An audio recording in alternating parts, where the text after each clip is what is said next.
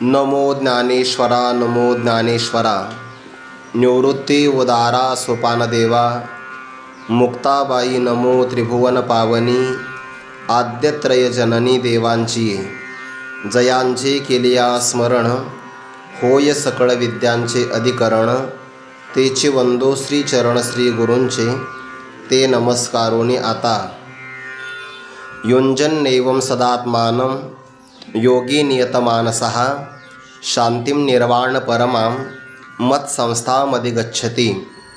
ऐके शक्तीचे तेज जेव्हा लोपे तेव्हा देहाचे रूप हरपे, मग तो डोळ्या माझी लपे जगाचिया। कैवल्य साम्राज्य चक्रवर्ती विश्वमौली ज्ञानोबाराय सकल ब्रह्मनिष्ठ गुरुजनांच्या परमकृपेने श्री भगवती ज्ञानेश्वरीच्या 6व्या अध्यायाचा विचार आपण करत आहोत। या प्रकरणातला हा 15वा श्लोक म्हणजे योगाभ्यासाच्या फलाचं वर्णन करणारा श्लोक आहे। आतापर्यंत भगवंतांनी जो विषय सांगितला त्या विषयाचा संपूर्ण सार या श्लोकामध्ये येतो आहे। या श्लोकाचा पदच्छेद असा आहे, युंजन एवं सदात्मानं योगी नियतमानसः शांतिं निर्वाण परमा मत्संस्थाम अधिगच्छति। एवं याप्रमाणे सदात्मानं युंजन नियतमानसः योगी निर्वाण परमा मत्संस्थाम शांतिम अधिगच्छति। योग साधनेचं फलाचं प्रतिपादन करणारा हा श्लोक आहे। या श्लोकाचं चिंतन करत असताना पहिल्यांदा पद आलं एवं। एवं म्हणजे याप्रमाणे, कशाप्रमाणे? मागे वर्णन केलेल्या 2-4 श्लोकाचा संदर्भ आपल्याला घ्यावा लागतो। योगाची साधना करायचा आहे असा निश्चय ज्याच्या अंतकरणामध्ये बांधला आणि मग ती साधना करण्यासाठी ज्याने शुचोदेशे पवित्र देशाची निवड केली, स्वतःचा मालकीचा असणाऱ्या आसनाची निवड केली, त्यामध्ये वरी चोखट मृग सेवडी, माझी धूत वस्त्रांची घडी, तळवटी अमोडी कुशांकुर असं समभावाने संपन्न असणारा साधनही ज्याने आसन रूपाने स्वीकार केलेला आहे।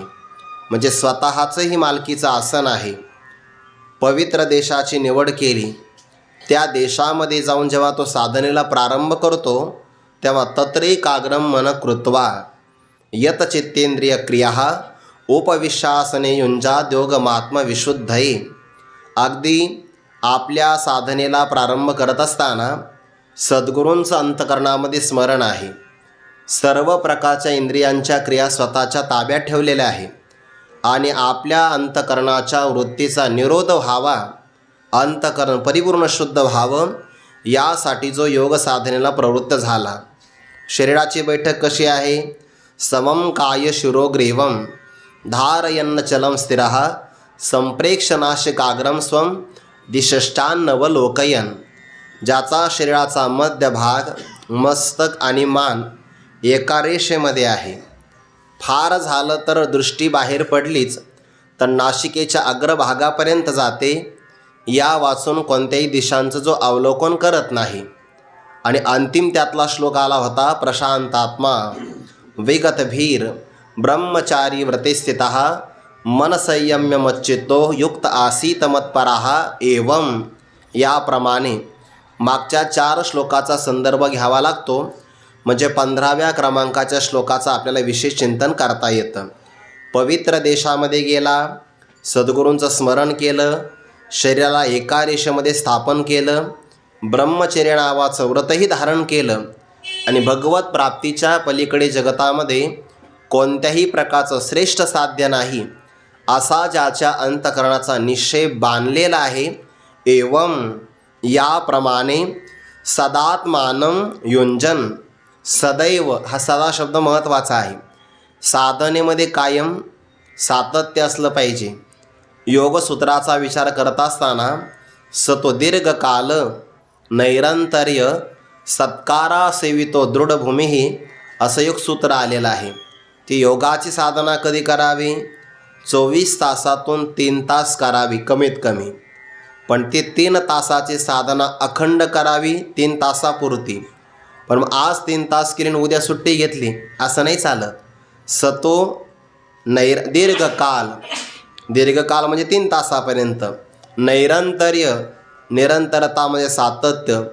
जसे आज सकाळी साधना केली, कल्पना करा एखाद्या योगी पुरुषाने की सकाळी तो 3 वाजता जागी झाला आणि अगदी सगळ्या प्रकारची त्याची संध्यावंदनादी कर्म त्याने आटोपली आणि 4:30 वाजता साधनेला जर तो बसला असेल एका आसनावर, तर कमीत कमी 3 तासापर्यंत त्याने ते आसन सोडूच नये. म्हणजे 4:30ला प्रारंभ झाला तर 7:30 पर्यंत साधना तो करतो आहे. मी एक ज्ञानेश्वरीची साधना करणारा एक साधक आहे. त्यांचा एक संभाषणाच्या निमित्ताने संवाद झाला. तर त्यांचं ठरलेलं आहे बरोबर सकाळी 7 वाजता पारायणाला बसायचं. मला त्यातलं निरंतरता सांगायची आहे. त्यांनी सांगितलं एखाद्या दिवशी 1-2 मिनिट जर उशीर झाला तर माझ्या मनाची अशी तळमळ होते की मला असं वाटतं की 2 मिनटं का बरं आज वाया गेले असेल. सकाळी 7ला प्रारंभ केला की बरोबर 1.5 तासामध्ये त्यांच्या 1,500 ओव्या वाचून होतात. म्हणजे 6 दिवसाला 1 पारायण, 6 दिवसामध्ये 1 पारायण आणि महिन्याची बरोबर 5 पारायणं. त्यांचे 950च्या पुढेही पारायणं होऊन गेले असेल. कदाचित ते आता आज ऐकतील, ते ऑनलाईन असतं की नाही, त्यामुळं ते ऐकतील. त्याचं नाव माझ्या लक्षात नाही आता पूर्ण. पण याला काय म्हणतात, दीर्घकाल निरंतरता म्हणतात. इथं आपला असं एका दिवशी आपण लवकर येतो तर एखाद्या दिवशी सरळ नाश्त्यालाच येतो. असंही कधी कधी घडतं की नाही. किंवा कीर्तनाला जाताना आपलं असंच होतं बऱ्याचदा. 7 ते 9 कीर्तन असताना आपण 8:45ला जातो. नशीब आपण 9:15ला जात नाही, कारण तेव्हा वाढून ठेवलेलं असतं. मग त्याला निरंतरता, दीर्घकालाची भूमिका आणि साधनेमध्ये सुद्धा सत्कार असला पाहिजे. ते आदरपूर्वक साधना केली तर मनुष्याला कंटाळा येत नाही. आलं जीवावर त्याला मजा नाही. मग साधनेमध्ये सत्कार असला पाहिजे. म्हणून नित्यनेम आदरे असं शब्द नाथ महाराजांनी वापरला आहे. दीर्घकाल नैरंतर्य सत्कारा सेवितो दृढभूमी. ज्यांचा हा नियम ठरला ना अनुष्ठानाचा, त्यांना बघा करमत नाही. वेळ जर त्यांचा चुकला ना, त्यांच्या मनाच्या तळमळ, जीवना वेगळी मासोळी तैसा तुका तळमळी, असं घडतं बघा ते कधी कधी. तर त्या सदात्मानम असं म्हटलंय. सदैव आपल्या अंतकरणाला ज्याने योग साधनेशी जोडलेला आहे आणि योगाची साधना करतो म्हणून त्याला योगी शब्द ठेवलेला आहे. तसं तर सगळे योगीच आहे या जगतामध्ये. कर्माचा योगी नाही का, कर्मयोगी आहे. ज्ञानाची साधना करणारा ज्ञानयोगी आहे. किंवा अष्टांग योगाची साधना करतो प्रस्तुत प्रकरणामध्ये, म्हणून त्याला योगी असं म्हणतात.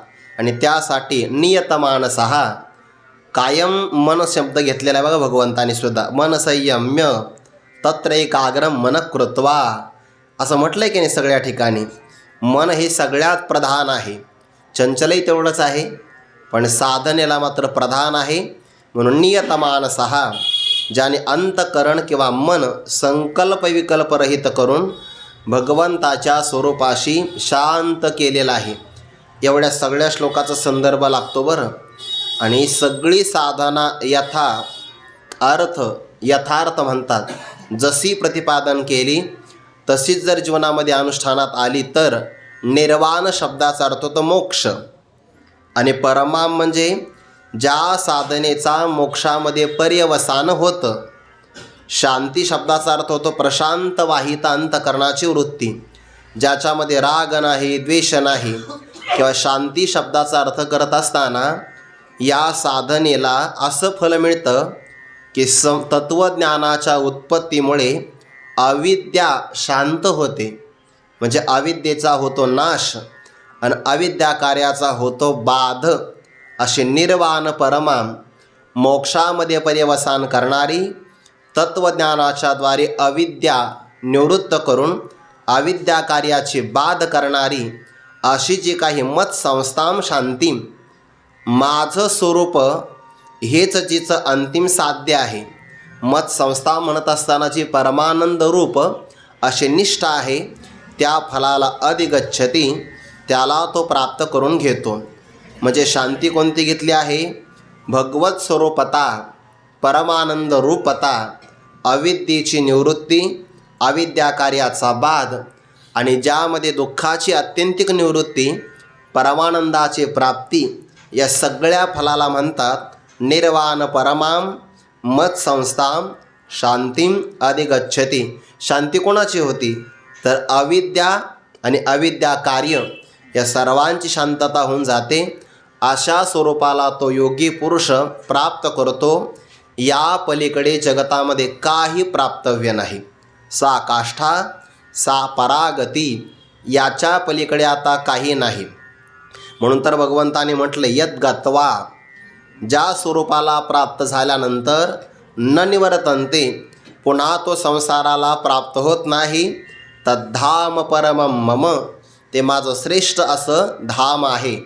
किंवा यम प्राप्य न निवर्तन्ते तद्धाम परमं मम, ज्याला प्राप्त केल्यानंतर जो प्राप्त करणारा योगी पुरुष साधक असेल तो पुन्हा संसाराला येत नाही, त्याला पुनरावृत्ती नाही. नस पुनरावर्तते नस पुनरावर्तते. अग्नीचा संबंध झालेल्या लोखंडावर जसा पाण्याचा थेंब पडला तो माघारी येत नाही. गंगेचा ओघ समुद्रामध्ये गेला जसा माघारी येत नाही, तेवी मजसे एक वट, जे झाले ज्ञाने चोखट, तया पुनरावृत्तीची वाट मोडली का, असं भगवंताचं 15व्या अध्यायातलं वचन आहे. म्हणून या जीवनामध्ये भगवत प्राप्ती झाली तर त्याचा प्रवास संपला, नाही झाली तर मग 84 लाखाचा प्रवास ठरलेलाच आहे. म्हणून साधन बाकीच्या गोष्टी नंतर मिळाल्या तरी चालतात, परंतु मोक्ष पहिल्यांदा मिळाला पाहिजे. जे गुरुवारी मारुती बाबा एक उदाहरण सांगत असतात. एका मालकाने आपल्या नोकराला सांगितलं बाजारात जा आणि प्रवासासाठी घोडा घेऊन ये. त्याला थोडेफार काही पैसे दिले, पण काही काही कामगार अतिहुशार असतात. त्याने विचार केला आता घोडा घ्यायचा आहे, घोड्याच्या पाठीवर बसण्याकरता ते रिकी बसावी लागते. त्याने रिकी विकत घेतली. त्या घोड्याला चारा वगैरे खाऊ घालण्यासाठी तो खरारा करण्यास तोबरा घ्यावा लागतो. तोबरा घेतला. म्हणे घोड्याचा जर वेग वाढला तर तो आकळण्यासाठी लगाम घ्यावा लागतो. अशा 3 गोष्टी विकत घेतल्या, गेले पैसे संपून. सायंकाळी मालकाला लयच आनंद. मालक म्हणजे अगदी पंचारती घेऊन तयार होता की आता घोडा नक्की येईल. पण त्याला काय माहीत होतं, ज्याला सांगितलं तो गाढ होता. त्याला विचारलं घोडा आणला, लगाम दाखवला. अरे घोडा आणला का घोडा? रिकीप दाखवली, ते तोबरा वगैरे दाखवलं. मालक म्हटला जर तो घोडा आणला असता तर या गोष्टी कालांतराने आपल्याला हळूहळू घेता आल्या असत्या, पण या घेण्यामध्ये सगळा पैसा खर्च केला, आता घोडा कसा घेता येईल? तसंच आहे या जीवनामध्ये. जर मोक्ष मिळाला बाकीच्या गोष्टी नंतर घेता येईल, मग 4 चाकी गाडी असेल किंवा काय, पहिल्यांदा मोक्ष महत्त्वाचा आहे. नाहीतर याच घेत बसलो तर साधनेसाठी आपल्याला वेळ कुठं राहणार आहे. म्हणून पहिलं साध्य कोणतं आहे? निर्वाण परमाम मत संस्थाम शांतीम अधिगच्छति. या देहाचं साध्य उद्दिष्ट जे भगवंताला संतांना अभिप्रेत आहे ते जर मिळवलं तर या देहाची खऱ्या अर्थाने आपली सफलता आहे, सार्थकता आहे, आणि तीच योगी पुरुषाला होते. आता या योग मार्गामध्ये पिंडाच्या द्वारे पिंडाचा ग्रास केला जातो. म्हणजे शरीराच्या द्वारेच सगळे शरीराचे धर्म नष्ट केले जातात. आणि असा हा आदिनाथ शंकरापासून प्रतिपादन केलेला योग मार्गाचा गुप्त संदेश आहे. परंतु श्री महाविष्णू श्रीकृष्ण परमात्म्याने तो प्रगट केला. ज्ञानोबा म्हणतात तो अर्थ गर्भित रूपामध्ये लपलेला होता. तो एक प्रकारचा माल होता, दिव्य प्रकारचा, आणि तो मालाचा गठ्ठा असा घडी करून ठेवलेला होता, गुप्त होता. पण ज्ञानोबाराय म्हणतात हे आम्ही कार्य केलं. पिंडे पिंडाचा ग्रासू, तो हा नाथ संकेतीचा दंशू, परिदावून गेला उद्देशू श्री महाविष्णू. तया ध्वनिताचे केने, केने म्हणजे माल, ध्वनित अर्थाने संपन्न असणारा हा अध्यात्माचा माल सोडला आम्ही, जो भगवंताने झाकून ठेवला होता, भगवंताने संकेत रूपाने प्रगट केला. यथार्थाची घडी होती, त्याची घडी जशी कपड्याची घडी केली जाते.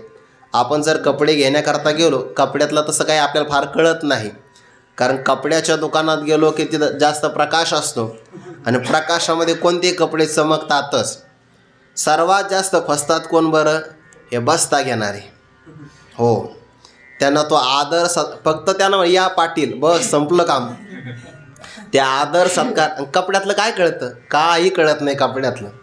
आणि ते बाकी खरं तर त्याला घ्यायची इच्छा नसते, पण जे चार चौघ आलेले असतात ना, भारी दाखवा भारी दाखवा, आणि ते भारीच दाखवतात. पण ते जात नाही नाही नाही. आणि मग त्या मालकाला कळतं यांना काहीच कळत नाही. तो आपल्या त्या नोकराला म्हणतो, अरे ते काल परवा नाही का आलेला तो माल आण म्हणे यांच्याकरता. आणि काही नाही वा 300 रुपये मीटर असतो, तो सांगतो 12,000 घेतो हा. काहीच कळत नाही त्यातलं. जसं त्या कपड्याच्या घड्या घातलेल्या असतात तसं ज्ञानोबा म्हणतात एक रूपक केलं आहे. यथार्थाची घडी झाडोनी ती घडी मोकळी केली, पण कोणासाठी? ओपलविले म्या जाणोनी ग्राहिक श्रोते.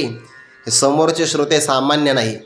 आपल्याला सुद्धा, आपल्यासारख्या सामान्य वक्त्यालासुद्धा ज्ञानेश्वरीची 108 पारायणं, पूर्ण ज्ञानेश्वरी पाठ असणारे श्रोते मिळतात.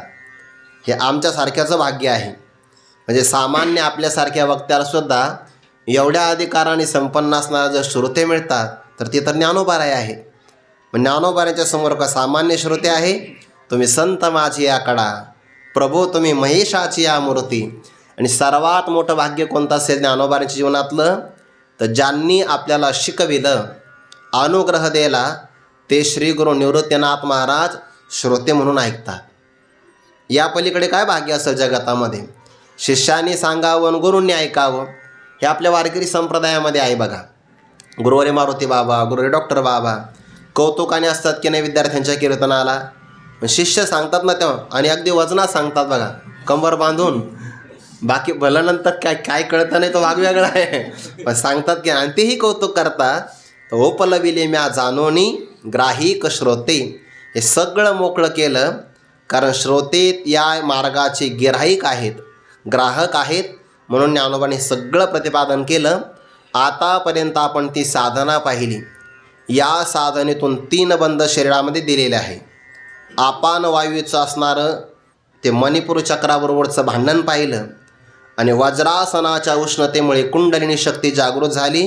तर तिने क्रमाक्रमाने शरीरातलं सगळं शोषण करून जेव्हा तिला अमृताचा लाभ झाला तेव्हा पुन्हा त्या शरीराचं पोषणही केलं. हे सगळं आतापर्यंत आपण पाहिलं. आणि मग ती कुंडलिनी केवळ वायू रूपाने फक्त शिल्लक राहिली. अनाहत चक्रापर्यंत आली तर 10 प्रकारच्या नादाने ती गर्जना करू लागली. इथपर्यंत आपण स्वरूप पाहिलं. शक्तीचं समावेशन शक्तीमध्ये झालेलं आहे. असा कुंडलिनी शक्तीचा प्रवास पाहिला. आता यानंतर होतं काय तर ते ज्ञानोबाराय पुढे सांगतात. होकाची कृष्णाकृतीची मोडी होती विश्वरूपाची घडी, ते अर्जुनाची आवडी ओकलोनी दाविली. हे स्वरूप काय पुढे वेगळ्या अर्थाने. विश्वरूपाची घडी श्रीकृष्ण परमात्म्याच्या विग्रहाच्या आकारात लपलेली होती. आणि जेव्हा अर्जुनाने विचारलं प्रभू मला विश्वरूप दाखवा, तर श्रीकृष्ण नावाच्या आकारामध्ये जे विश्वरूपाची घडी झाकून ठेवली होती ती देवाने मोकळी केली. मग त्याचा परमाणू काय आहे, परिमाण काय आहे, रंग काय आहे, त्याचा पोत काय आहे, सगळं देवाने दाखवलं. आणि अर्जुन काय सांगितलं? तो परमाणू वा रंग तिने देखील असाविया चांग, ते ग्राहकीय नव्हेचे लाग, म्हणून घडी केली पुढती. हे अर्जुनासमोर प्रगट करून दाखवलं. पण अर्जुनाला ते नाही आवडलं. ते भगवंताला म्हटले, भगवंता हे आवरा. तेनैव रूपेण चतुर्भुजेन सहस्रबाहो भव विश्वमूर्ते. हे विश्वमूर्ती आपण चतुर्भुज रूपामध्ये प्रगट व्हा. भगवंताच्या लक्षात आलं हा अर्जुन विश्वरूपाचा गिराहिक नाही.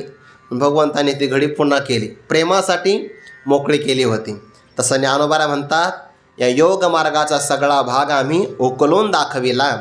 ही ज्ञानोबारायांची आईची भूमिका आहे. माय म्हणतात. ओपलविली म्या जाणोनी ग्राहिक श्रोते. शक्तीचं स्वरूप आता शक्तीमध्येच समाविष्ट झालं. पुढे घडतं काय? ऐके शक्तीचे तेज जेव्हा लोपे, तेथ देहाचे रूप, किंवा दुसरा एक पाठ आहे देहाचे तेज हरपे, मग तो डोळ्या माझी लपे जगाची या. आता रूप आणि तेज दोन्हीचा अर्थ एकच होईल. कसा होईल? कारण त्या पंचमहाभूतापासून क्रमाक्रमाने काय काय तयार होतं? आकाश, वायू, तेज, जल आणि पृथ्वी यांच्यापासून क्रमाक्रमाने काय तयार होतं? शब्द, स्पर्श, रूप. रूप कोणापासून तयार झालं? तेजापासून. म्हणून देहाचं तेज हरपे किंवा देहाचं रूप हरपे. तर तेजापासूनच रूप तयार झालं आहे. तर त्या देहाचं दिव्य तेज आहे ते हरपतं असा अर्थ घ्या, किंवा त्याच्या देहाचा जो रूप आकार आहे तो हरपला जातो, लोकांना दिसत नाही असा अर्थ. ऐके शक्तीचे तेज जेव्हा लोपे. आता तेजस्वी असणारी शक्ती कुंडलिनी शक्ती आहे आणि ती शक्ती त्या 87 क्रमांकाच्या ओळीमध्ये आलं होतं बघा. मग ते हृदय भूमिके पोकळे जिराली का एके वेळे तैसे शक्तीचे रूप मावळे शक्तीचे माझी. अगोदर उदाहरण दिलं आहे की ते 80 क्रमांकाच्या ओळीमध्ये ऐके कमळ गर्भाकारे जे महद आकाश असे दुसरे जेथ चैतन्य आधातुरी होऊन यशेचे तया हृदयाच्या परिवरी कुंडलिनिया परमेश्वरी तेजाची शिदोरी विनियोगिली. हा कालच आपण प्रकार पाहिला की चैतन्य आहे आपल्या शरीरामध्ये आणि त्या चैतन्याच्या ठिकाणी कुंडली नावाची परमेश्वरी शक्ती आपल्या तेजाचं समर्पण करते.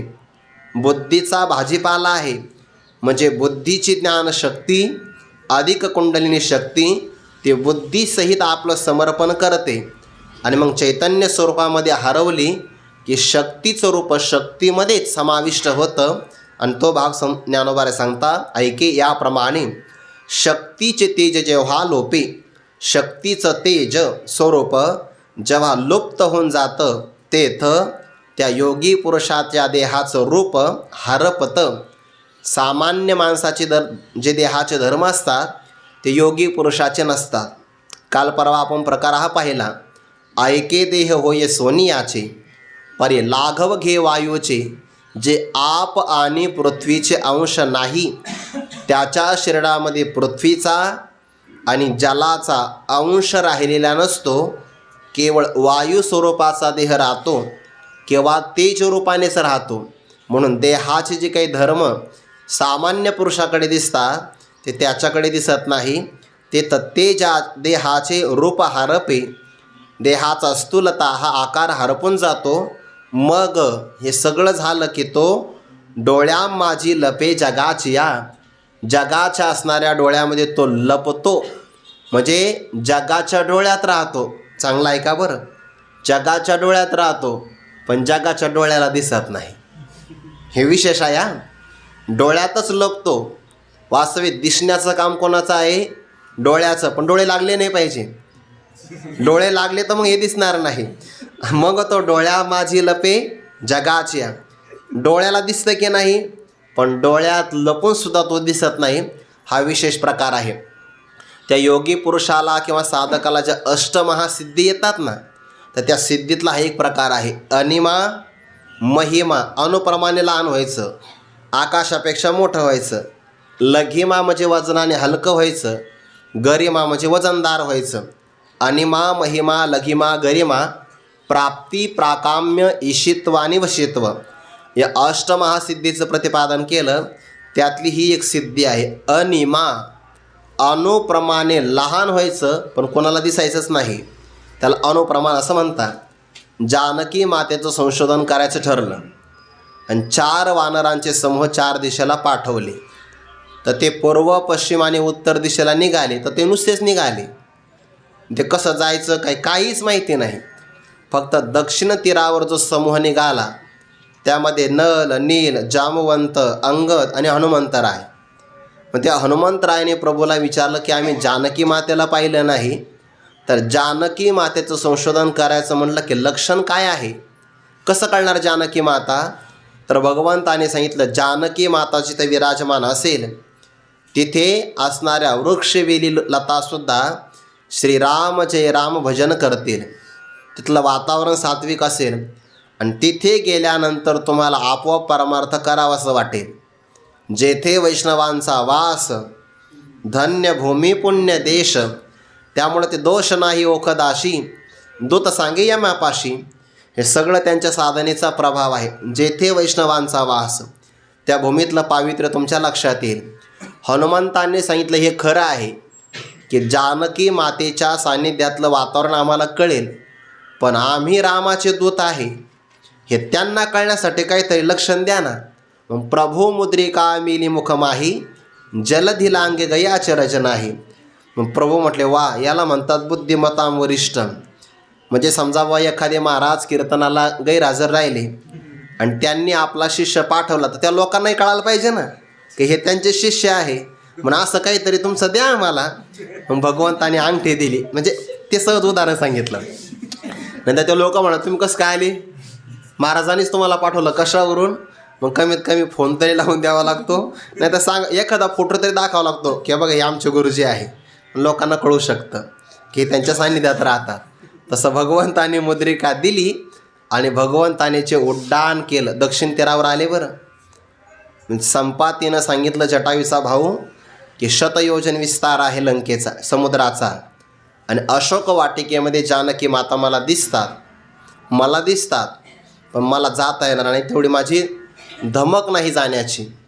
मी आता वृद्ध झालो आहे, बळ नाही पंखामध्ये तेवढं, पण तुम्हाला जाता येईल. पण काय करायचं, समुद्राचं उल्लंघन करावं लागेल.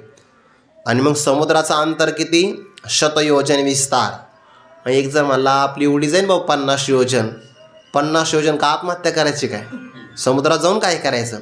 एक मला आपली 90 योजन जाईल. अरे 99 योजन जरी गेली तरी काहीच कामाची नाही. उडी किती जावं लागेल, कमीत कमी 100 किंवा 101 योजन तरी उडी गेली पाहिजे. अंगदाने सांगितलं मी जाऊ शकतो, पण परत माघारी येण्याकरता आपलं बळ नाही. मग माणूस कसा पाहिजे, जाऊन मागं आला पाहिजे.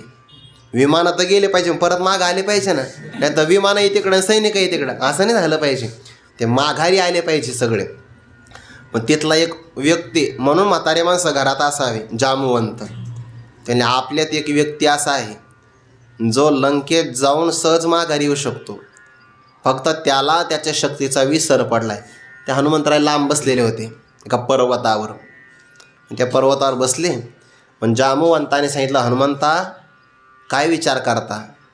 म्हणजे कसं जायचं हा विचार करतोय, तुम्हाला काय अवघड आहे, तुम्ही सहज नियोजन करू शकता. कसं काय करू शकतो, अहो लहानपणामध्ये तुम्ही समुद्राला आपलं सूर्याला पकडायला गेले, बाळपणी जेणे सूर्या ते धरिले, हा तुमचा पराक्रम आहे. बाल्यावस्थेमध्ये तुम्ही सूर्यापर्यंत जाऊ शकता, आता तर तरुण आहात, लंकेत जायला. मग ते स्मरण करून दिलं तर हनुमंताचे भाऊ स्फुरू लागले. म्हणजे हनुमंताला आपलं बळ आठवलं, जय श्रीराम म्हणून जे उड्डाण केलं. तर आजही गतीचा नियम असा आहे, जितक्या वेगाने एखादी वस्तू पुढं जाते तितक्याच वेगाने विरोधी गतीने ती मागं पण जाते. पण त्या परिणाम मात्र भिन्न भिन्न असतात. विमानाचा ताशी वेग म्हणतात 800 किलोमीटर असतो. तर जेवढ्या वेगाने ते विमान पुढं जातं तेवढ्याच वेगाने ते हवेला मागं लोटतं. प्रचंड वेग असतो. विमानात बसल्यावर ते कळतं बघा, अगोदर हळूहळू चालतं आणि अचानक वेग घेतं ते, प्रचंड वेग असतो त्याला. तेवढ्या वेगामध्ये ते गती पुढं गेली की त्याची प्रतिगतीसुद्धा मागच असते. मग ते हनुमंतराय जेवढ्या वेगाने पुढं चालले ना, तेवढ्याच वेगाने जिथं उभे होते तो पर्वत पाताळात गेला. त्या पर्वतावर असणारे झाडं जसे आकाशामध्ये पक्षी उड्डाण करतात तसे झाडं येत असतात हा पांगले सगळे. आणि हनुमंतराय प्रचंड वेगात निघाले.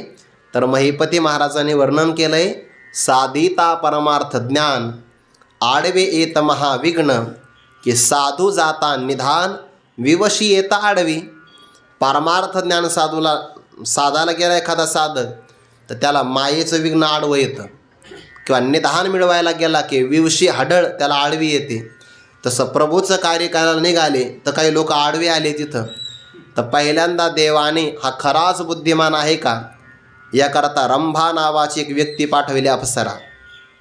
तिने हनुमंतरायाचं परीक्षण केलं आणि आशीर्वाद दिला, तू खराच राम भक्त आहे, मोहामध्ये काही अडकत नाही. पुढं गेले. समुद्राने मैनाक पर्वत पाठवला, तो परत वाढू लागला आकाशामध्ये. म्हणे हनुमंता माझ्यावर विश्रांती कर आणि पुढे जा. पण प्रभूचं कार्य आहे, विश्रांती करता येणार नाही. त्याला स्पर्श केला आणि पुढं गेले. सिंहिका नावाची राक्षसीन आली, 12 योजन विस्तार होता आणि समुद्राच्या पाण्यात झोपलेली होती. आणि त्याला वरदान होतं, आकाशातून चाललेला कोणताही पक्षी त्याची सावली पडली की ज्याची सावली पडली तो तुझ्या मुखात पडणार. बहुतेक ती सिंहिका आता बरमुडा ट्रँगल म्हणून काहीतरी आहे बघा भाग जगामध्ये कुठंतरी, तिथं जाऊन राहिली काय असं वाटतंय. मग ते हनुमंतराय तिच्या सावलीमध्ये पडले, मुखातून तिच्या कानातून बाहेर आले. असे करता करता पुढे गेले. लंकादेवी आली, त्या लंकादेवीला ठोसा मारला आणि ती म्हणले बहुतेक तो हनुमानच आहे. म्हणजे तुला कसं काय कळालं? म्हणे मला ब्रह्मदेवाने सांगितलं होतं, ज्याचा बुक्का बसला की तुझ्या नाकातून रक्त आलं समजून घ्यायचं तो हनुमानच आहे म्हणे. आणि आता रावणाच्या अस्ताला प्रारंभ होणार. हनुमंताने अगोदर तर पुढं उड्डाण केलं होतं. रावणाची बहीण होती क्रौंचा, त्या लंकेमध्ये उड्डाण केलं. त्याला विचारलं रावणाची लंका, म्हणे मागच राहिली. म्हणे तुम्ही पुढं आलात एका मुक्कामाने, जसे वारकरी जातात ना वारीमध्ये, एका मुक्कामाने पुढं. मग तिला विचारलं सांग रावणाची लंका. आली, पण आता मोठी लंका, शोध घ्यायचा कसा? मग 2-3 घरं पाहिले. एक पाहिलं इंद्रजिताचं, राजसी घर आहे, कुंभकर्णाचं तामसी घर, आणि 7वी घर पाहिलं विभीषणाचं, जिथं राम नामस्मरण चालू आहे. मग त्यांनी सांगितलं की अशोक वाटिकेमध्ये. पण अशोक वाटिका कुठं आहे? सकाळ झाली. मग हनुमंतराय विचार करतात, मला सिद्धी सांगायची आहे. हनुमंताने विचार केलं, वानराच्या वेशामध्ये गेलो तर सगळे माझी चेष्टा करतील, राक्षसाच्या रूपामध्ये गेलो तर मांसाहार खायला देतील, पाप लागेल. मग वानर वेश पालटोनी अनुप्रमाण वेश धरुणी, न खुपे मुंगीची नयनी घरोघरी हिंडत असे. मुंगीच्या सुद्धा डोळ्यामध्ये खुपणार नाही इतकं बारीक रूप हनुमंताने धारण केलं. मग तो डोळ्या माझी लपे जगाची असं सूक्ष्म रूप धारण केलं. जे लंकेत भांडणं लावले, मग लंकेतल्या बाया पाणी आणायला गेल्या तर पाणी भरून हनुमंताने एक सुद्धा हंडा गावात येऊ दिला नाही. सगळ्या घागरी फोडल्या. कोणाच्या कानात शेपूट टाकायची तर कोणाच्या पायामध्ये अडकवायचं. आणि मग त्या महिला सगळ्या ओरडू लागल्या, आमच्या रावणाला काही कळत नाही म्हणे, उगत जानकी माता घेऊन आला म्हणे, ते जानकीचा शाप लागला. आणि मग तिथून बातमी काढली. याला म्हणतात गुप्तहेर खातं. गुप्तहेर खातं इतकं गुप्त असावं लागतं की ते कोणालाही कळता कामा नाही. छत्रपती शिवाजी महाराजांचं गुप्तहेर खातं होतं की नाही, यावर महाराजांनी प्रचंड पैसा खर्च केला होता. आणि त्या खात्याचे प्रमुख होते बहरचे नाईक. तर असं म्हणता इतिहासामध्ये की बहरचे नाईक फक्त तिघालाच माहिती होते, इतके गुप्त होते. एक तर जिजाऊ माँसाहेबांना, एक शिवाजी महाराजांना, आणि तिसरे बहरचे नाईक स्वतःला माहिती होते. बाकी जगामध्ये अजूनही ते गुप्तच आहेत, कोणालाच माहिती नाही. आणि त्यांना भाषाही प्रचंड प्रमाणात यायच्या, प्रचंड प्रमाणामध्ये. त्या प्रतापगडाच्या बाबतीतला एक प्रसंग सहज सांगतो तुम्हाला. काल परवा ऐकला मी तो, गुप्तहेर कसा असावा. प्रतापगडावर ज्याला तो आला नव्हता, आणला होता, मुद्दाम आणला होता, कारण ते शिवाजी महाराजांना त्याचा करेक्ट कार्यक्रम करायचा होता हल्लीच्या भाषेमध्ये. मग तो आल्यानंतर कसा आला, किती गुप्तता असेल बघा. त्याला पपई फार आवडायची आणि ते पपई विकण्याकरता बहरचे नाईक रस्त्यावर थांबले होते. ते प्रतापगडाला जायचा जो रस्ता होता की नाही, सगळ्यांची एवढी व्यवस्था सुंदर केली. माहिती होतं की त्याला पपई आवडते. पपई पाहिली की तो थांबला आणि बहरचे नायकाने ती पपई कापून दिली. तेवढ्या वेळामध्ये आपल्या हातात तो ते तंबाखू काढली, त्याला चुना लावला आणि मुद्दाम खाता खाता जे काही थुंकी आहे त्याच्या अंगावर टाकली, थोडीशी छातीवर. तो रागावल्यानंतर बहरचे नायकाने ते पुसून काढण्याच्या निमित्ताने त्याच्या अंगाला स्पर्श केला. आणि तेवढ्या वेगात जाणून घेतलं की हा आतून मोकळाच आहे, चिलखत वगैरे काही नाही. याला म्हणतात गुप्तता. म्हणजे नाटकही असं करता आलं पाहिजे. आपण तर पकडलीच हो. म्हणजे बहरच्या नायकाची गुप्तता काय असेल. तितक्या वेगामध्ये लगेच बातमी शिवाजी महाराजांना की त्याच्या अंगाच्या आतमध्ये चिलखत नाही, काहीच नाही. एक कट्यार त्याने लपून आणली होती, पण ती कमरेला होती. पण मानेपासून तर पोटापर्यंत चिलखत नाही ना, याला म्हणतात गुप्तता. मग तो डोळ्या माझी लपे जगाची या. इथं तर हल्लीच्या काळामध्ये जाहीर होण्याकरता लोकांना किती घाई आहे. नुसतं घटना घडू द्या, लगे लोक लाईव्ह येतात. गुप्तता नाही, काही नाही, काही नाही. प्रगट व्हायला खूप घाई आहे लोकांना, खूप घाई. योगी पुरुष तसा नाही. मग तो डोळ्या माझी लपे जगाची या, एरवी आधिलाची ऐसे सावयव तरी दिसे, परी वायूचे जैसे वळिले होय. मलाही वाटतं आता शिवचरित्र सांगावं, लयच गोड आहे सांगायला खरं. शौर्यम तेजो धृतिरदाक्षम युद्धे चाप्य पलायनम दानमीश्वर भावश्च क्षात्रम कर्म स्वभावजम. खरं शिवचरित्र काळाची गरज आहे आता. सांगितलं पाहिजे देशाचं रक्षण कसं करावं. आणि प्रभू रामचंद्रांचं, भगवान श्रीकृष्णाचं पूर्ण प्रतिबिंब शिवाजी महाराजांच्या जीवनचरित्रामध्ये उमटलेलं दिसतं. नियोजन कसं असावं. वा, ज्याला नियोजन चांगलं करता येतं ना, त्यातलं अर्ध यश अगोदरच मिळालेलं असतं. नियोजन चांगलं असावं. आणि काही गोष्टी शिवाजी महाराजांनी आपल्या मनातल्या कोणाला सांगितल्या नाही. बाकीचे सगळे घाबरले होते, पण शिवाजी महाराजांनी ठरवलं होतं नाही, नेतृत्व आपण पुढं करायचं. म्हणून स्वतः जातीनिशी भेटायला गेले. नेतृत्व पण करता आलं पाहिजे नेत्याला. ज्याला नेतृत्वाचं उदाहरण प्रस्तुत करता येतं तेव्हा लोक मागं येत असतात, विनाकारण येत नाहीत. नेतृत्व महत्त्वाचं आहे. आणि जेव्हा तो प्रतापगडाचा पराक्रम झाला, मग अशी दहशत पसरली. युद्ध करायच्या अगोदर लोक शरणागती यायची. असे प्रसंग येत असतात, असे काहीतरी प्रतिकूलतेचे किंवा परीक्षेचे. तिथं जर आपण उतरलो तर मग अडचणी येत नाही. म्हणजे संधी ओळखता पण आली पाहिजे. नाही तर संधी ओळखता नाही आली तर पलायन होत असतं. पण तसं नाही, प्रसंग येतो एखादा का आहे ना. कधी कधी आपल्याला सुद्धा मोठ्या कार्यक्रमात नाही का संधी येत, तसंच घडतं ते. मग तेव्हा ते प्रगट करता आलं पाहिजे आपल्याला. आपल्याला उदाहरण कार्यक्रमाचं दिलं मुद्दा. एरवी आधिलाची ऐसे, आधिलाची म्हणजे अगोदरच्या सारखंच त्याचं शरीर असतं. आधिलाची म्हणजे अगोदरच्या पूर्वीप्रमाणे. सावयव तरी दिशे, सावयव म्हणजे अवयवाने संपन्न. तो दिसतो आहे, परंतु त्याचं शरीर इतकं सूक्ष्म अनुप्रमाण आहे की असं वाटतं परी वायूचे जैसे वळिले होय. आता ही ज्ञानोबांची कल्पना आहे. आपण कापसापासून धागा काढतो, धाग्यापासून वात तयार करतो. म्हणजे वात कशाची वळलेली आहे? कापसापासून. आणि याचं शरीर कशाने वळालेलं आहे? वायूपासून शरीर वळालेलं आहे. काय कल्पना गोड आहे. इतकं ते सूक्ष्म आहे की कोणाला दिसणार नाही. वायूचे जैसे वळिले होय, वायूपासून जणू काही ते तयार केलेलं आहे. आता आणखीन उदाहरण. ना तरी कर्दळीचा गाभा बोंथी सांडोनी उभा, का अवयवची नभा उदय लातो, तैसे होय शरीर तैते म्हणी जे खेचर, हे पद होता चमत्कार पिंडजनी. इथपर्यंत खरं तर सगळ्या ओव्यांचा एकत्र विचार आहे. या 4 ओव्या एकत्र आहे. पहिलं उदाहरण दिलं आहे, जणू काही वाऱ्यापासून ते वळलेलं शरीर आहे. किंवा ना तरी कर्दळीचा गाभा बोंथी सांडोनी उभा. कर्दळी म्हणजे केळी. आपण जर केळीचा वृक्ष पाहिला, वृक्ष नसतो म्हणा, केळीचा घड आणि त्याला आधार असणारा तो खांब असेल, तर सगळं सोपटे असतात. सोपटे पाचट असतं वरून पानाचं. तो उभा असणारा कर्दळीचा भाग आपण क्रमाक्रमाने बाजूला केला तर त्याच्या आतमध्ये पोकळी असते. कर्दळीचा गाभा बोंथी सांडोनी उभा. बोंथी म्हणजे आवरण किंवा सोपट. त्या कर्दळीचा जो उभा असणारा गाभा आतला आणि त्याच्यावरचं सगळं आच्छादन आपण काढलं, जशी ती मोकळी जागा असते, पोकळी असते, तसं त्याचं शरीर असतं. उदाहरण त्याचं दिलं आहे लक्षात येण्यासाठी. किंवा अवयवची नभा उदय लातो. नभ म्हणजे आकाश. आकाश कळतं का?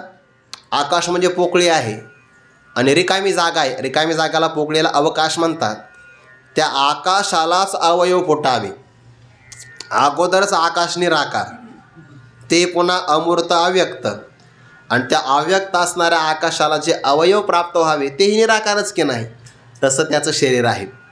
थोडक्यामध्ये सामान्य दृष्टीला ते दिसू शकत नाही किंवा ते दृग्गोचर होऊ शकत नाही असा त्याचा अर्थ. तैसे होय शरीर, तसं त्या योगी पुरुषाचं शरीर प्रगट होतं. साधनेचं हे फल आहे. इतकं त्याचं हलकं होतं बरं. पण या सगळ्या सिद्धी आहे. ज्ञानोबा एकाच वाक्यात सांगतात त्या सिद्धीची आपल्याला काय आवश्यकता आहे. एकच वाक्य ज्ञानोबारांचं पुढे येते. तैसे होय शरीर, तै तै म्हणजे तेव्हा, ते म्हणजे खेचर. आपल्याकडे जर बाबांची ज्ञानेश्वरी असेल तर त्या खे शब्दाच्या पुढे वजा बाकीचं चिन्ह दिलं आहे बघा. खे, ख शब्द आहे आकाशाचा वाचक, आणि त्याची सप्तमी जर आपण केली तर त्याचा होतं खे म्हणजे आकाशात, आणि चरचरती म्हणजे चालणार. जे आकाशात चालतं त्याला म्हणतात खेचर. आपण कुठं चालतो? भूचर. किंवा वनात चाललो तर वनचर. पाण्यात चालतो का आपण? नाही, म्हणून आपण जलचर नाही. जे पाण्यात चालतात जमिनीवरचा उभयचर असे प्रकार आहे की नाही. चरचर ते म्हणजे चालणारे, जलचर, भूचर, आकाशात चालणारे खेचर, वनात चालणारे वनचर, आणि काही सगळीकडे असतात. जशी सत्ता येईल तसे चालतात, त्याला उभयचर म्हणतात. कोणाची सत्ता येऊ आहेच पाठिंबा, दोन्हीकडं आहे, विरोधी पक्षातही आहे, सत्ताधाऱ्यामध्ये असो, उभयचर म्हणतात. साप कसा आहे? पाण्यातही राहतो, जमिनीतही राहतो. बेडूक पाण्यातही राहतो. मासा म्हणे पाण्यातही राहतो, जमिनीवरही राहतो. राहील का? तो फक्त जलचर आहे. नाही तर सगळ्या वाक्याला हो हो म्हणायची सवय लागते. हो हो असं नाही. तै ते म्हणजे खेचर, असं त्याचं शरीर होतं. तेव्हा त्याच्या शरीराला खेचर, ते आकाशात चालणारं आहे किंवा आकाश विहार करणारं आहे. खेचर म्हणजे आकाशामध्ये विहार करणारं. हनुमंतरायाचं शरीर असं आहे. उड्डाण केलं की मनोजव मारुततुल्य वेगं जितेंद्रियम बुद्धिमतां वरिष्ठं वातात्मजं वानरयुथ मुख्यम शरीरामदूतं शरणं प्रपद्ये. म्हणून खेचर म्हणजे आकाशात उड्डाण करणार, आकाशामध्ये चालणारं, आकाश संचार म्हणतात त्याला. आणि हे पद होता, हे जर पद प्राप्त झालं, कोणतं? शरीर आकाशामध्ये विहार करू लागलं, हे पद म्हणजे भूमिका. हे पद प्राप्त झालं तर पिंडजनी, पिंडजनी म्हणजे पिंड म्हणजे शरीर, आणि शरीरधारी लोकांचा जो काही समूह त्याला म्हणतात पिंडजनी. शरीरधारी लोकांमध्ये जर असं शरीर प्राप्त झालं तर लोक चमत्कार करतात. हे सिद्धी आहे ना. ते आता आपल्याला काही जास्त दिसत नाही, पण समजा एखादा महात्मा असा आकाशात चालू लागला तर पाठाला कीर्तनाला काय गर्दी, लोक तिकडंच सगळे, फक्त ते आकाशात चालले पाहिजे. येतात कधी कधी ते. आता सध्याला प्रगत झाले तंत्रज्ञान, ते प्रगत तंत्रज्ञानाचा वापर करून नाही, ते स्वतः सिद्ध जर आकाशामध्ये चालले तर मग लोक चमत्काराला नमस्कार करतातच. एरवी ब्रह्मवेत्या महात्म्याला जेवढी नमस्कार नाहीत तेवढी चमत्कार संपन्न लोकांना नमस्कार आहे. लोकांचा हा नियमच आहे, चमत्कार झाला की नमस्कार करतातच. ते गुरुवारी बाबांच्या मुखातून एक उदाहरण ऐकलं. मच्छिंद्रनाथ आणि गोरक्षनाथ एका गावात चालले. प्रचंड भूक लागली त्यांना, मच्छिंद्रनाथाला. मग ते गावात म्हणू लागले, मला ना फक्त चतकोर भाकर द्या, जो देईल मी त्याला ब्रह्मज्ञान देईल. लोक म्हणे हो ब्रह्मज्ञान, चतकोर भाकरीसाठी यालाच खायला मिळालं ना आम्हाला ब्रह्मज्ञान. महाराज, लोकांना जर स्वस्त मिळालं तर किंमत नाही राहत. म्हणूनच बहुतेक काही लोकांना भाव वाढले वाटतं आपले, असो स्वस्त. पण ते अभंगाचे भाव सांगता आले पाहिजे. सोडून द्या तो विषय, त्याचा भाग सोडून द्या. ते मच्छिंद्रनाथ म्हणले, मला जर कोणी आता या प्रसंगाला जीव घातलं मी त्याला ब्रह्मज्ञान देईल, ब्रह्मज्ञान. अख्ख्या गावात फिरले, कोण घेते ब्रह्मज्ञान? लोकांना ब्रह्मज्ञान गरज नाही. इहलोकातलं ऐश्वर द्या, नाहीतर मग परलोकातलं दिव्य स्वर्गातलं ऐश्वर द्या. ब्रह्मज्ञानासाठी कोणी नाही, फक्त साधकच आहे ब्रह्मज्ञानाला तयार. बाकीचे पामर विषयी हे काही ब्रह्मज्ञानाला किंमत नाही देत. महाराज कोणीच भाकर दिली नाही त्यांना. ते ब्रह्मज्ञान द्यायला तयार होते त्या दिवशी. थोडीशी भाकरी द्या. गोरक्षनाथ म्हणले, गुरुजी हे तुमचं गिऱ्हाईक नाही म्हणे, हे ब्रह्मज्ञानाचे अधिकारीच नाही आहे, तुम्हाला काय पाहिजे म्हणे? जेवण आता देतो. आता मच्छिंद्रनाथाने तरी भाकरी मागितली होती, मागून मिळाली नाही. मग गोरक्षनाथांनी काय केलं? काहीच नाही. गावातल्या चौकात आले, लोकाला म्हणले सुद्धा नाही काही. दोरा घेतला आणि आकाशात दोरा फेकला. तो दोरा खांबाप्रमाणे सरळ झाला. लोक पाहतात चौकातले, आणि त्या दोऱ्यावर चढले आणि दोऱ्याच्या आग्र भागावर मांडी घालून बसली. आता जे लोकांची गर्दी, न मागता गाड्या भरून धान्य आणलं ते, गाड्या भरून.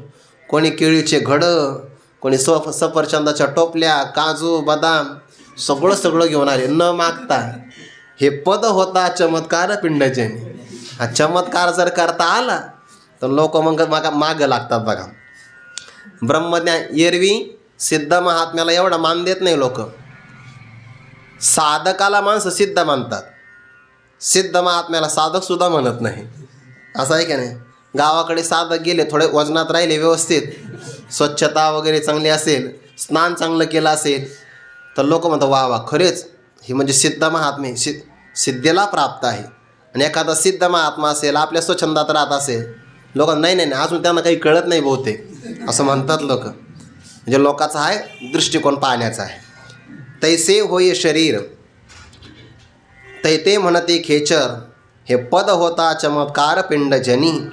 असा जर भूमिका प्राप्त झाली तर शरीरधारी लोकांमध्ये याला चमत्कार मानला जातो. आणि चमत्कारच आहे. नाही, सामान्य पुरुषाला जे शक्य नाही ते साधनेनं शक्य होतं, हा चमत्कार आहे. देखे साधक निगोणी जाये, मागा पाऊलांची ओळ राहे, ते तर ठाई ठाई होये आणि मादिक, परितेने काय काजा आपणया, अवधारी ऐसा धनंजया, लोप आथी भूतत्रया देहीच्या देही.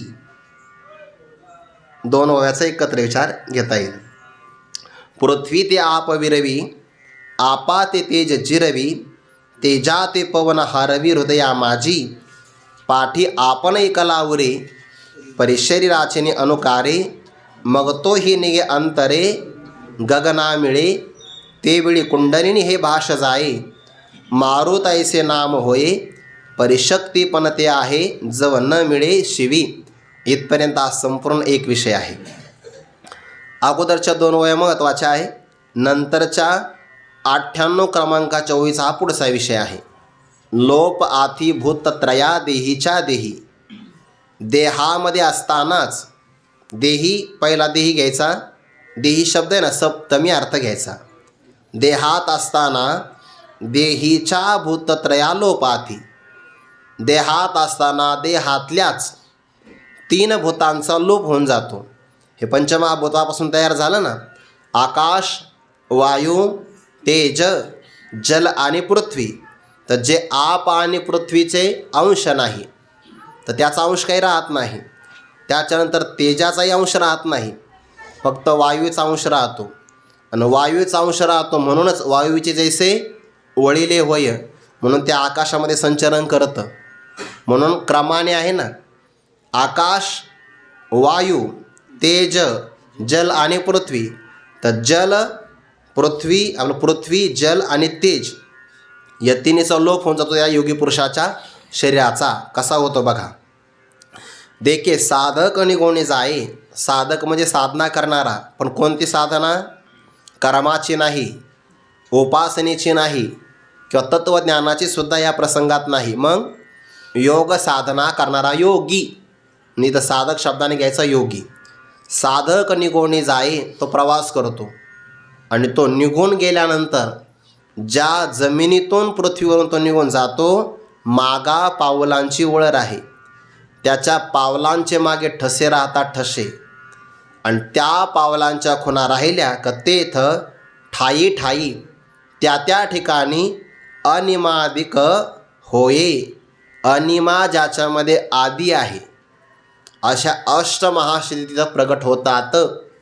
अष्टमहासिद्धी अनिमा, महिमा, लघिमा, गरिमा, प्राप्ती, प्राकाम्य, ईशित्व आणि वशित्व अशा अनिमादिक सिद्धी तिथं प्रगट होतात.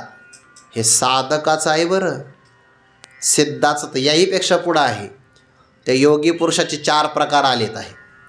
त्याला प्रथम भूमिका, प्रथम कल्पिक, मधुभूमिक, प्रज्ञाज्योती आणि अतिक्रांत भावनीय असे योगी पुरुषाचे काही प्रकार आले आहेत. तर त्याच्यापैकी जो पहिल्या भूमिकेतला आहे त्याला जास्त काही सिद्धी मिळत नाही, कारण तो प्रारंभाचाच आहे. तिसरा आणि चौथा जो आहे, तिसऱ्याला तर सगळंच प्राप्त आहे आणि चौथ्याला तर मोहच नाही. पण दुसरा जो मधुभूमिक योगी आहे त्याला मात्र हे सगळे प्रलोभनं येतात. ठाई ठाई होय अनिमादिक, परंतु ज्ञानोबा एकाच वाक्या म्हणतात परी तेने काय काज आपणया. आपणया म्हणजे आपल्याला, तेने त्या अनिमादिक सिद्धी आहे ना, त्या सिद्धी प्राप्त करून काय काज, आपल्याला त्याचं काय प्रयोजन आहे. म्हणजे आपल्याला त्याचं प्रयोजन नाही, म्हणून सिद्धीमध्ये जो अडकतो तो साधक नाही होत. सिद्धीत अडकू नये. पहिल्यांदा या सिद्धीच येतात तया महेंद्रादिपदे करिताती वाट, हे मधुभूमिक असणारा योगी आहे. दुसऱ्या क्रमांकाचा योगी, त्याला हे सगळे प्रलोभनं येतात. महेंद्रादिपदे करिताती वाटवदे रिद्धी सिद्धीचे द्वंद्वे पडून ठाती, कामक्रोधांचे विलग उठावते अनेक आणि शून्यशे अंग झुंज व्हावे की.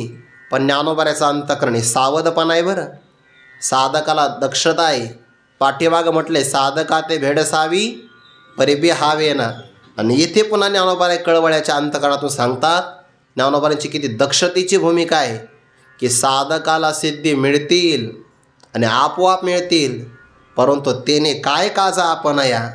या साधकाचं उद्दिष्ट काय आहे? सिद्धी नाही, मोक्षसिद्धी, ब्रह्मसिद्धी, आत्मसिद्धी त्याचं काय साध्य आहे. म्हणून त्याचं या सिद्धीसाठी काय काज, याचं त्याला काय प्रयोजन आहे. म्हणून अर्जुना अवधारी, एकच चरण आहे पण किती सावध आहे. सिद्धीमध्ये साधक गुंतू नाही यासाठी.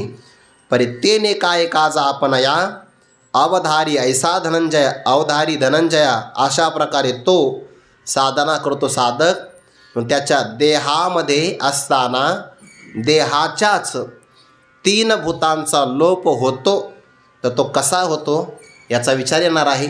ते चिंतन आपण उद्या पाहू. पुंडलिक वरदारी विठ्ठल श्री ज्ञानदेव तुकाराम माऊली ज्ञानेश्वर महाराज की जय. जगद्गुरु तुकाराम महाराज की जय. जोग महाराज की जय.